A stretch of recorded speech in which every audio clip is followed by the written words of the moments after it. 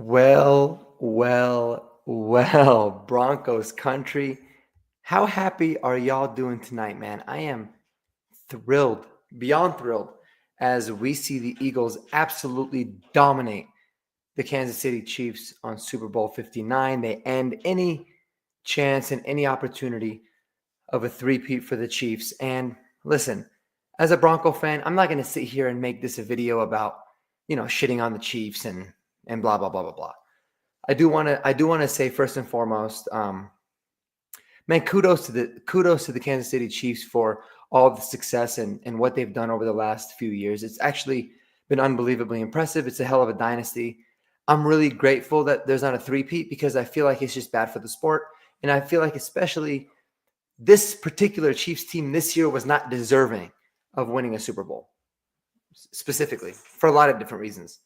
And I'm really happy to see that they did not. But kudos to them, man. They have set the standard in the NFL of how to win close games, how to play well, how to, just find ways to make the game gritty and make it tough for opponents to get a W. But man, oh man, did the Eagles teach the NFL a lesson, a very, very important lesson. And we're going to get into that exactly. So, guys, hit that subscribe button, like the video. I appreciate y'all tuning in advance, man. I hope you guys are enjoying your night. And I know it's a little bit late, so thank you for the people that are on the stream. But let's talk about it. So the Eagles tonight, they really showed that, this is why the NFL is such an amazing league overall. So much better than what you see at like the NBA, right? Where you can just buy your team and you can make these last minute, late night, midnight trades to get Luka Doncic, and all of a sudden your team is a contender. The NFL is always going to be about developing your players. There's so many roster spots. You rely so much on your depth. So it really shows that the teams that do their due diligence and have the continuity and are able to draft and develop guys are going to set themselves up to win the most. And honestly, to be frank, I mean, that's what allowed the Chiefs to get to the level of success that they got to, right? I mean, being able to draft somebody like a Patrick Mahomes, a Chris Jones, Isaiah Pacheco, right? Xavier Worthy, Travis Kelce back in the day, keeping all the continuity. But what they did do is that they neglected their offensive line, and eventually that became their demise. But looking on the flip side, man, you look at what the Philadelphia Eagles did. They gave every team the blueprint. If you are a team that can dominate the draft and just be unbelievably good in the draft, this is why I love the NFL draft so much. You are always going to set yourself up for success, always. And kudos to them, man. I mean, you look at their team; they have an unbelievable roster. And the crazy thing about the Eagles is, I feel like they could be the next Chiefs in the NFL currently because of what they're set up to do. They're not going to have a lot of turnover. They are going to be good for many, many years to come. We can't forget that just 2 years ago, they were in this exact same game against the same opponent. And they really, you could have made the argument that they could have won that game had it not been for a couple mistakes here and there. But this game, they came in, they were on a mission, and they dominated, absolutely dominated. And guys, think about it. I mean, over the last few seasons, the Chiefs have drafted guys like Quinyon Mitchell, right? An absolute stud corner. They drafted Cooper DeJean, who picked 6 tonight, right? Huge play tonight. Jalen Carter, an absolute stud all season for the last couple of years that he's been with the Eagles. He's been a beast. Nolan Smith, one of the best pass rushers, the team leader in sacks, I believe. He's been a stud. Jordan Davis, Cam Jurgens, the guy that ultimately took over for Jason Kelce. They have built this team up from the guts. Devontae Smith, Landon Dickerson, unbelievable interior player. Milton Williams, he's going to be a free agent this year. Look out for him. He's one of the better players on their team. He had a huge game tonight too. So when you look at it, it's a really big, it's just a big lesson in the NFL. It's a really big lesson in the NFL of how do you build teams? You build the team through the draft always. You got teams every single year that feel like they can spend their way to a championship. Oh, we're gonna go out there and get the best free agent, right? We're gonna go out there and get the best player that that we can find and blah, blah, blah, blah, blah. But it is ultimately always going to be about the draft. And you look at all of the teams. I mean, look at this, the LA Rams, right? Even the LA Rams is a great example because the LA Rams, they won a Super Bowl. They had a huge turnover, right? Of all the players that left, and they ended up having Aaron Donald retired and blah, blah, blah. But then what happens? You end up having somebody, the GM there and the coach, they see eye to eye and they go into the draft and they kill it. They get Puka Nacua.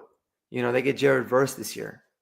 They get all these stud players that are, the dude, I can't think of his name right now, but the dude that came from Florida State, the defensive lineman. They started to get all these players and all of a sudden, boom, they're right back in it. And they're able to, if they put another draft or two together, they're going to be there and competing.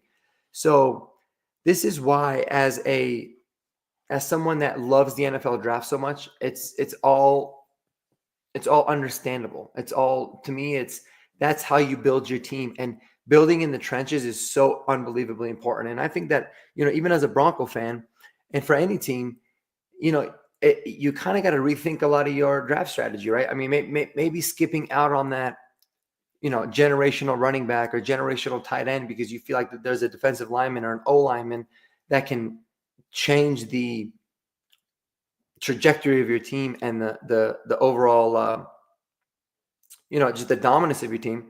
You go ahead and do that. It's smart because every single year it seems like the Philadelphia Eagles were drafting just dominant linemen. Everybody's like, that's not a need. They didn't care. They're like, we don't care. We're gonna make it so that we can rush the passer as good as we can. And on the offensive side is we're going to be able to run the ball and protect the passer as good as we can. And man, did it pay dividends in the best of ways tonight. What a dominant performance.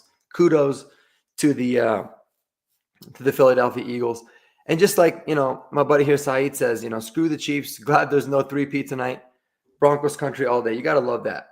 You got to love that. And honestly and truly, I have nothing but the utmost respect for the Chiefs in terms of what they were able to do. But it was very refreshing to see that at the end of the day, football is won in the trenches. Football is won by those teams that can dominate at the line of scrimmage.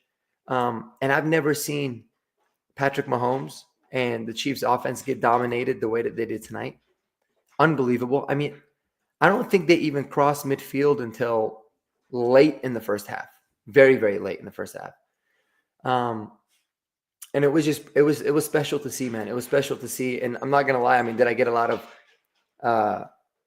did it make me really happy? I mean, of course it did. But it also made me think, good Lord, when you have just a relentless ability to get after a quarterback, it makes things a lot easier. It reminded me a lot of the 2015 Broncos with Von Miller and that dominant 2015 Broncos defense, man. I mean, we were absolutely loaded. And even though we didn't have a really good offense, and the don't get it twisted, the Eagles do have a good offense. It just showed that when you have a dominant defense like that, when you have someone that is just going to give the opposing quarterback hell, you can win any game. And that's exactly what we did to Cam Newton. And that's a lot of what I saw today with the with the Eagles. So I'm pumped up as a football fan, but what I'm really happy about is that it is officially the offseason. It's officially time for everybody. Everyone is now 0-0. Season is over. And let's go out there and let's enjoy the offseason that's upcoming, the draft, free agency, all that good stuff. I'm really pumped. But I also wanted to give a super special shout out, man, to Kendrick Lamar. He absolutely murdered the show tonight. What a performance. If you don't like rap, I get it. It is what it is. But he was phenomenal. And given all the things that came off of the rap battle and all that, it was a grade A performance. So it just made everything that much better that I could, watch the Chiefs get dominated in the first half, really enjoy the halftime show with Kendrick Lamar, and then watch that dominance continue. And do I think that it's the end of the Chiefs or the end of the Chiefs dynasty? I mean, I don't think so. And it really doesn't matter, guys. The Chiefs have won 3 out of 4 Super Bowls prior to tonight. They had a chance to 3-peat. That's an unbelievable achievement, man. And I hope we're done with them for a while. But I do believe that if you think about it, there was so much talk about like, oh, is he going to be better than Brady? And he's going to do this and he's going to do that. And I think that pressure plus the pressure of the three-peat, really ultimately got to this team. But the Chiefs are also realizing that, man, they need to have a revamp on that O-line because they got dominated. And as a Bronco fan, I always told everybody, guys, the Chiefs are not that good. They just find a way to win. And they were kind of living by fire by that mantra for a long time. They really were not that good of a team this year. I mean, I don't care what anyone says. They weren't very good, but they found ways to win. And I know that sounds like an oxymoron. It sounds a little bit weird, but it's just how they did it. Like they kept games scrappy and close, and they knew that if the games are going to be scrappy and close, they would ultimately end up winning. Well, today they just got flat out dominated. I mean, it was almost like the whole mantra of like the election, too big to rig, right? This game was too big to rig. The refs tried to get the Chiefs early. They tried to hook them up a little bit, and then they just realized, there's no chance here. They're going to end up getting dominated. So, but yeah, I mean, it was ultimately the Chiefs all year were kind of playing with fire with the offensive line, moving Joe Thuney from the guard to the tackle position to be able to fill in for different guys. Jawan Taylor was out there lining up offsides all the time, never getting called and getting beat anytime he had the chance. So they had a lot of issues there, and Mahomes in his greatness would really do a great job covering it up. But tonight it was just overwhelming for them. It was too much. So it is what it is. But Chiefs fans should be, pumped up by their team. It's going to be a dynasty that lives forever. But I'm very grateful, and I think everyone else in the NFL is grateful that they did not three-peat, because that was the worst case scenario that could have happened for the NFL, to be honest with you. And kudos to the Eagles, man. What a dominant performance. I mean, to be honest with you, I was telling my friends, I said, listen, I think it's going to be a close game. And if it's going to be a close game, I don't see a world where the Eagles have a chance to win. I said the Eagles only have a chance to win if they don't make it close. And that's exactly what it is they did. So unbelievable, man. I mean, literally unreal. And like I said, I've been pumping up the draft. I've been doing all these film reviews. I've been so excited about the NFL draft because I realize how important the draft is. It is the most important time of the year for teams across the league. And the Eagles are proof that that is exactly the case. It is very rare that you can just get a bunch of free agents, put them onto a team and win. I know we did that as Broncos here in 2015. That's exactly what we did on the defense, right? We brought in some of the best free agents that you can possibly think of to win that. But it's not realistic. Realistically, you always have to have guys that you draft and that you develop, and that ultimately end up getting you a win. So I love that. It was awesome. But man, oh man, it was crazy. Let me go ahead and look at the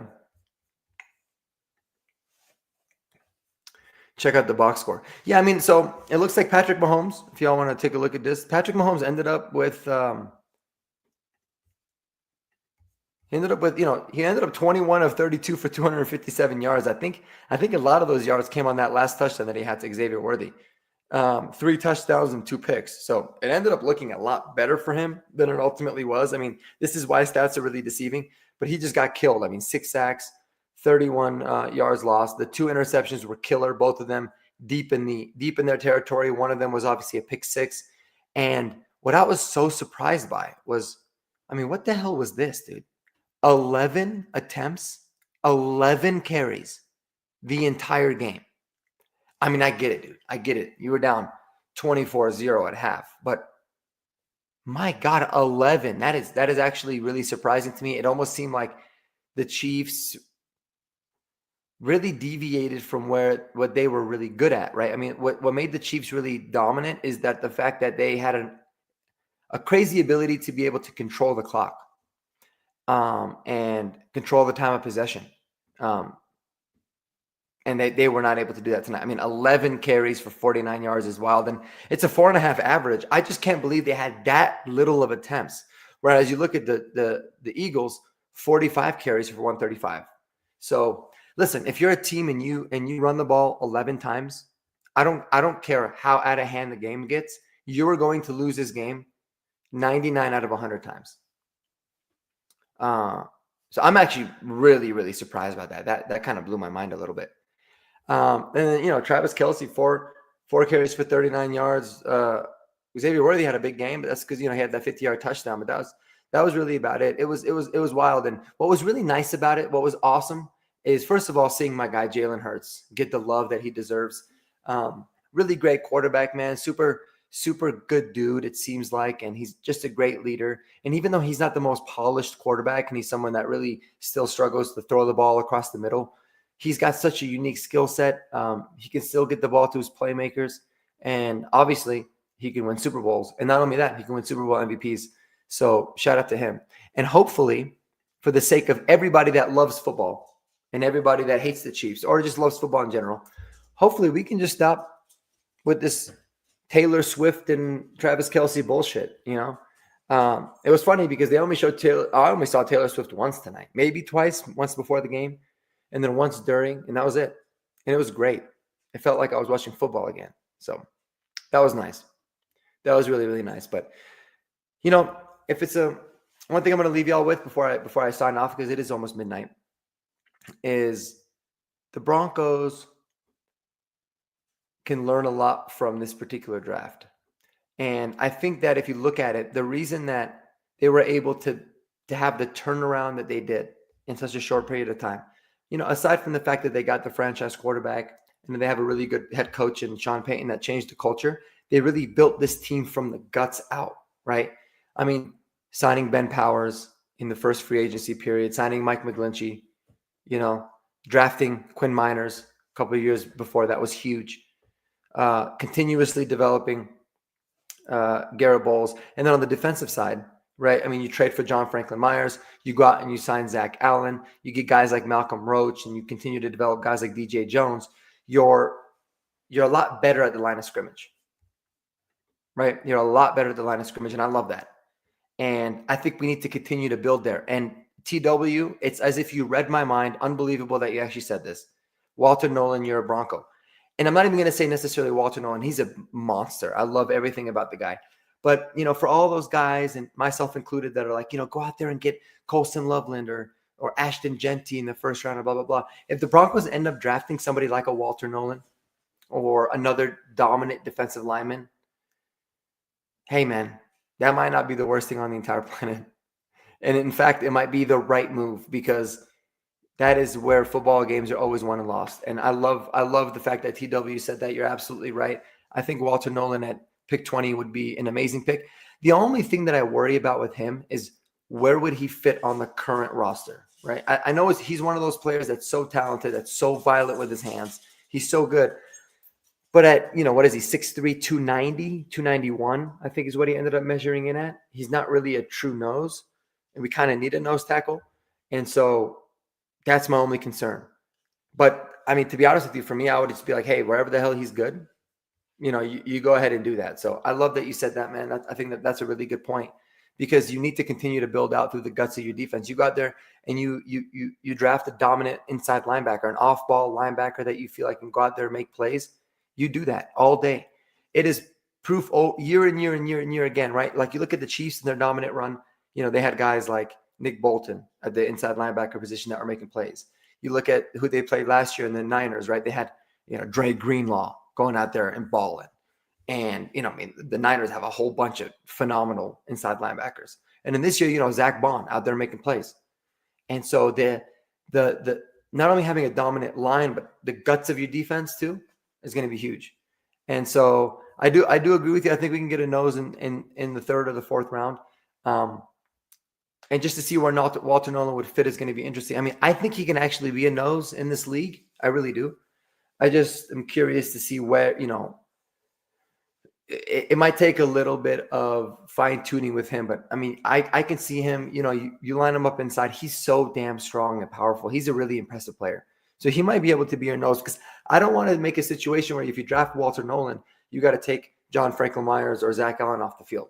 I don't want none of that. And so the only logical choice is to put him at nose, and I think he can actually win and be dominant there.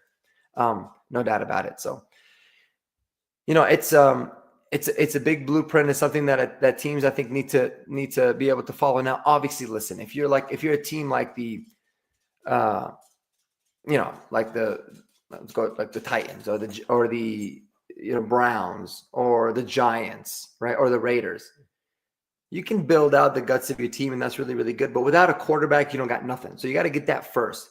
But for those teams that have an established quarterback, that they have a quarterback that they feel like can win, yeah, I mean, ain't no doubt about it. You need to go out there and you need to build out the guts of your team, because you can have the most talented receivers, the most talented running back, all these playmakers and all this shine. But man, there's going to be a day where you're going to get got, and it's going to be crazy. And that's exactly what happened to the Chiefs tonight. But it was a beautiful thing to watch. I ain't gonna lie to y'all, man. So, anyways, guys, I'm about to sign off. But if y'all love the NFL draft, if you love Denver Broncos content, I know little Ace does over here. Say shout out to the puppos. Then keep following the channel, guys. I appreciate all the love, and I got a lot of really great content coming out revolving around the draft. Some film reviews. So I just released my top 10 running back rankings again today, and we're going to be getting into it, man. And I can't wait. We're going to do a lot of mock drafts. We're going to have a lot of fun, but the off season is upon us. Let's enjoy this. And as always, go Broncos, baby. Peace out.